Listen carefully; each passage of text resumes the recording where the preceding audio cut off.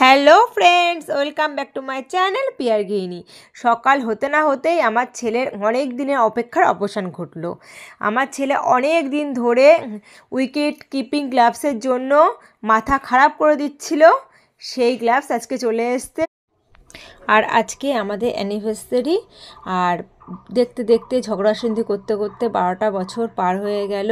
আর আজকে আমার কাছে একটা স্পেশাল দিন, আর সব ওয়াইফদের কাছেই এটা স্পেশাল দিন। যতই রাগের চোটে আমরা বলি না কেন, ঝগড়া শান্তির চোটে হোক, সংসারের চাপে হোক, মানসিক টেনশন হোক, যে টেনশনেই হোক, যে কারণে হয়তো বলি না কেন এই দিনটা আমাদের কাছে পাপ দিন, এই দিনটা কেন এসেছিল জীবনে, এসব বলি না কেন, তবুও মনের এক কোণায় এটা আমাদের কাছে সারা জীবন স্পেশাল দিন হয়েই থাকবে।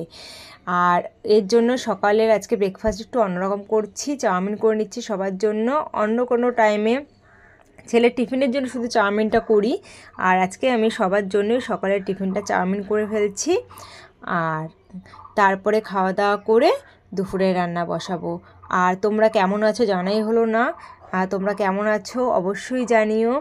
আমিও ভালো আছি। ওয়েদারটা প্রচণ্ড পরিমাণে আপ অ্যান্ড ডাউন করছে, এই কারণে আমার ঠান্ডা লাগা কমছে না, কারণ আমার সাইনাসের প্রবলেম আছে। যেহেতু আমার ওয়েদার আপ ডাউন করলে আমার খুব অসুবিধা হচ্ছে। সকালবেলা ঘুম থেকে উঠলেই এতটা গলা ব্যথা করছে, আমি একদম কথা বলতে পারছি না।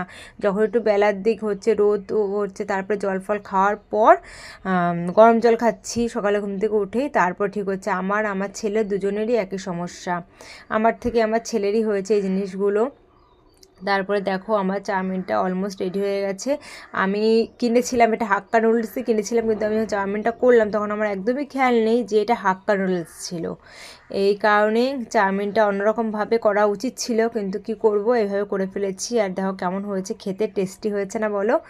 আর এই দেখো দুপুরে রান্নাও বসিয়ে দিয়েছি, আর মাছ রান্না করছি। ফ্রিজে একটুখানি মাংস ছিল, সেই মাংসটাও রান্না করব। দেখো আমার ছেলে আমাকে রান্নায় হেল্প করে দিচ্ছে, বলছে মা আমি একটু রান্না করি না। দেখো নাড়াচাড়া করছে, ভয় লাগছিলো কড়াইটা উল্টেই না পড়ে যায়।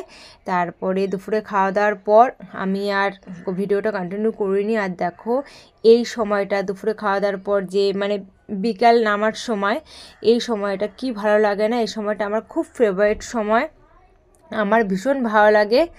আর দেখো আমি আমার যে বান্ধবী যে ড্রেসটা দিয়েছিল ওইটা পরেই রেডি হয়ে গেছি। বিকালে বাজারে যাব, শাশুড়িকে নিয়ে বাজারে গেলাম, বিকালে কিছু খাওয়া দাওয়া করে সোজা বাবার বাড়িতে চলে যাব একটু মিষ্টি নিয়ে।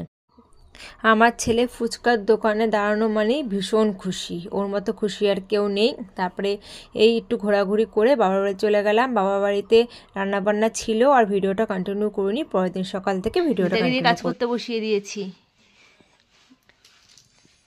সব সবজি কেটে দিচ্ছি, যা যা রান্না হবে। শুধু এই পালং শাকের তরকারিটা ওটা করব না, ওটা মা এসেই করবে, মা ভালো করে যেহেতু, এই কারণে।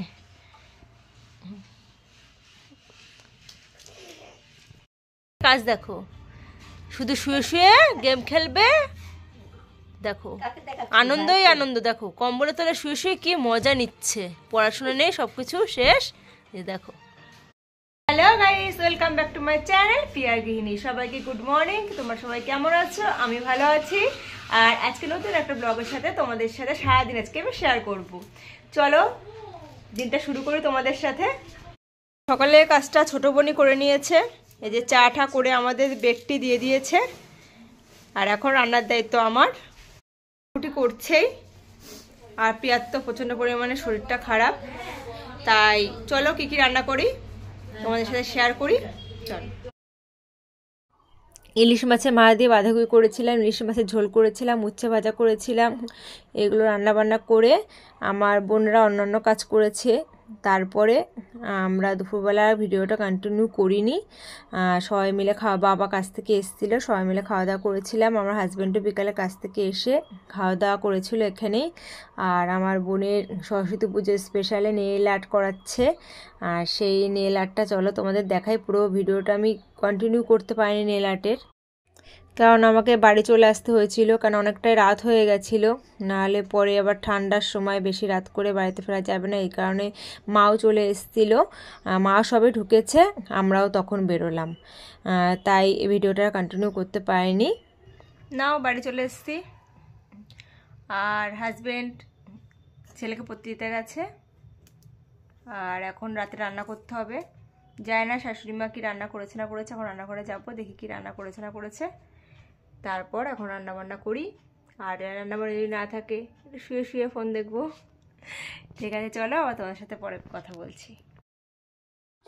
রাতে রান্নাবান্না সেরকম কিছু ছিল না, শাশুড়িমা বিরিয়ানি নিয়ে এসেছিলো, তাই দিয়ে সবার হয়ে গেছে। আর ভিডিওটা কেমন লাগলো অবশ্যই জানো। আজকের ভিডিওটি এইটুকুই। আর এই ফুলের তোড়াটা আমার বোনকে, মেজো বোনকে সব তার ফ্রেন্ড সার্কেল থেকে দিয়েছিল রোজ ডে উপলক্ষে। তোমরা জানিও কেমন